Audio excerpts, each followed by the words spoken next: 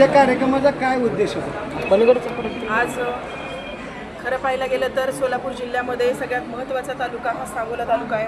गणपतराव बाबा देशमुख यांच्या आशीर्वादाने इथं ओबीसीचे आमदार झालेले आहेत. तर हा जिल्हा हा ओबीसीचा बालेकिल्ला राहिलेला आहे.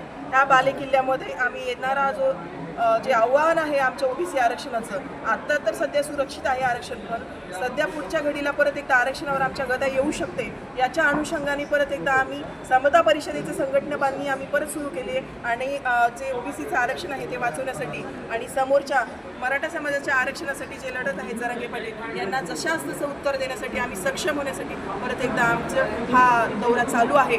आणि इथे जी जनगणना आहे, जनगणनेच्या बाबतीत सुद्धा जनजागृती करण्यासाठी जनगणनेमध्ये ओबीसीनी मायक्रो ओबीसीनी आपलं कशा पद्धतीनं योगदान दिलं पाहिजे, समता परिषद कशा पद्धतीने वाढली पाहिजे, महिलांचा सहभाग आणि नवीन काही आम्ही पुरुष महिला यांचं सुद्धा त्यांना नियुक्त्या केलेल्या आहेत. याच्यासाठी आमचा आजचा दौरा होता. ओबीसी आरक्षणाचा लढा का बरं निर्माण व्हायला लागलेला आहे? ओबीसी आरक्षणासाठी आमचे देशाचे नेते भुजबळ साहेब खूप वर्षापासून लढा देत आहेत.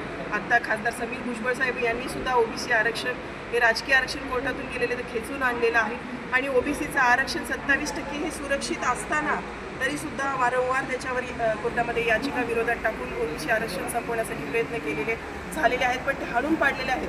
आणि असे वारंवार ओबीसी आरक्षणाच्या विरोधात जे षडयंत्र होतात आणि 54% ओबीसीच्या लोकांमध्ये घुसखोरी करण्याचा जो प्रयत्न होतो, आमचं म्हणणं आहे की तुम्ही वेगळं आरक्षण मागा आणि आमच्यामध्ये घुसखोरी करू नका. ऑलरेडी आम्हाला कमी आरक्षण आहे, 346 जाती आहेत, त्याच्यामध्ये आम्ही 27% फक्त लोक आहोत. त्याच्यामुळे तुम्ही वेगळं आरक्षण घ्या. आणि देवेंद्रजी फडणवीस यांनी सुद्धा सांगितलेलं आहे त्यांना वेगळं 10% आरक्षण दिलेलं असताना राजकीय स्टंटबाजीसाठी पवारांच्या याच्यामध्ये त्यांच्या पक्षाला काहीतरी फायदा होण्यासाठी वारंवार मराठा ओबीसी वाद क्रिएट करण्याचा हा त्यांचा हेतू आहे. बाकी ओबीसी आरक्षणामध्ये ते येऊच शकत नाही, संविधानामध्ये तशी तरतूदच नाही, तरीसुद्धा हा वाद वाढवत आहे. त्याच्यामुळे तरी पण आम्हाला सतर्क राहणं आमच्या साहेबांनी सांगितल्यामुळं आम्ही सर्व तरुण आज महाराष्ट्रामध्ये एकत्रित येत आहोत. मॅडम बालेकिल्ला म्हणताय तुम्ही, तर आजपर्यंत समता परिषदेची मूठ बांधणी कमी वाटते किंवा त्याला पाठीमागचं कारण काय? 50 वर्षाचा इतिहास आहे, इथंच ओबीसीचाच एक आमदार म्हणून 50 वर्ष आहे, तर ह्याच्या पुढे त्या संदर्भात तुमचं धोरण काय असेल? बरोबर आहे, समता परिषदे गेली 32 वर्ष झालं महाराष्ट्रात काम करते. सोलापूर जिल्ह्यामध्ये समता परिषदेचं काम गेल्या 10 वर्षामध्ये खूप चांगल्या पद्धतीनं होतं, पण काही मधल्या काळामध्ये थोड्या काही अडचणीमुळे समता परिषदेमध्ये इथं सांगोल्यामध्ये थोड्या अडचणी निर्माण झाल्या होत्या. परत एकदा आत्ता सोलापूर जिल्हा हा महाराष्ट्रामध्ये नंबर 1 समता परिषदेसाठी असेल, यासाठी आम्ही पुनर्बांधणी सांगोला तालुक्यासाठी विशेष करून सांगोला तालुक्यामध्ये जेवढा मोठा धनगर समाज जास्त या संख्येने आहे, धनगर समाजाला जास्तीत जास्त प्रतिनिधित्व आम्ही देणार आहोत आणि आमच्या संघटनेची बांधणी करणार आहोत. कारण हा फक्त ओबीसी समाजासाठीच हा विषय आम्ही घेऊन लढत आहोत. त्याच्यासाठी मायक्रो ओबीसी असतील, ओबीसी असतील आणि दलित समाज असतील यांना नेतृत्व देऊन ज्या पद्धतीने जे लोक या समता परिषदेमध्ये वाढवण्यासाठी सक्षम आहेत त्यांनाच हे पद देणार. त्यासाठी तुमचे नियोजन काय असेल पुढचं? आमचं नियोजन आम्ही वारंवार बैठका घेणार, बैठका आढावा घेणार आणि जे ओबीसीसाठी चांगलं काम करत आहेत त्यांची नियुक्ती करणार, जे काम करत नाहीत त्यांना. तुम्ही मगाशी भाषणात सांगितलं की जरांगे पाटील मुंबईला आपण उत्तर द्यायचं. जरांगे पाटील गणपतीच्या पिरियडमध्ये मुंबईला येतात, तर तुम्ही काय तयारी करता त्या संदर्भात? आता आमची पण तयारी गणेश उत्सव असा आहे की सगळ्यांचा कॉमन उत्सव असतो तो गणेश उत्सव आणि खूप मोठ्या प्रमाणात केला जातो. पुण्या मुंबईला खूप मोठ्या प्रमाणात गणेश उत्सव असतो. म्हणजे मराठा समाज हा मोर्चा काढतोय, त्याला ओबीसी काय प्रत्युत्तर देणार का? असं आम्ही कायमच सक्षम आहोत. आमच्यासोबत ओबीसीचे इतर बडे नेते आहेत, भुजबळ साहेब. आमची समता परिषद सक्षम आहे. त्यांनी जर मोर्चा काढला, खरं तर त्यांनी काढायला नाही पाहिजे. हा हिंदू संस्कृतीचा सगळ्यात मोठा सण आहे.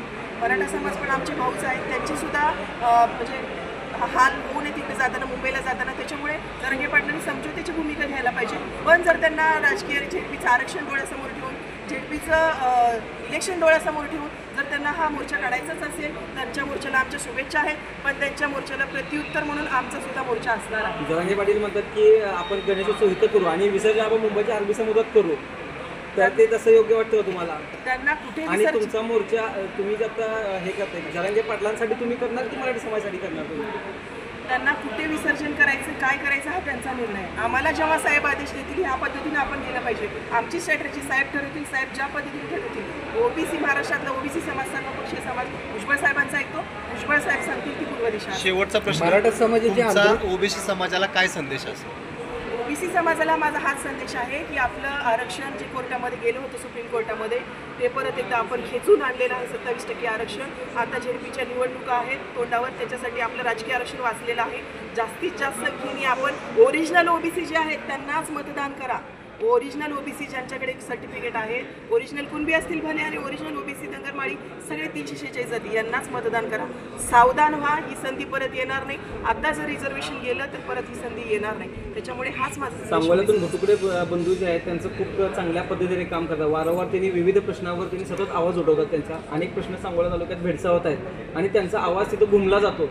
पण असं कधी कधी होतं की त्यांच्या आवाजात कुठे न्याय मिळत नाही किंवा असं बऱ्याच वेळा होतं की त्यांनी आवाज उठवला असतो तर ती कामं उलटी केली जातात. तर त्याला आपण कसं करणार सगळं? तुकडे बंधू आहेत आमचे, अतिशय तरुण असताना पण ते प्रस्थापित व्यवस्थेच्या विरोधात लढत आहेत. आमच्यासाठी ही जमेची बाजू आहे.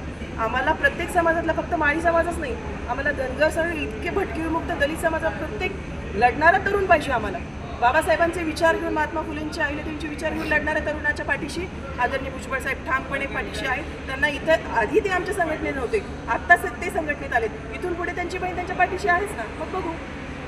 बस.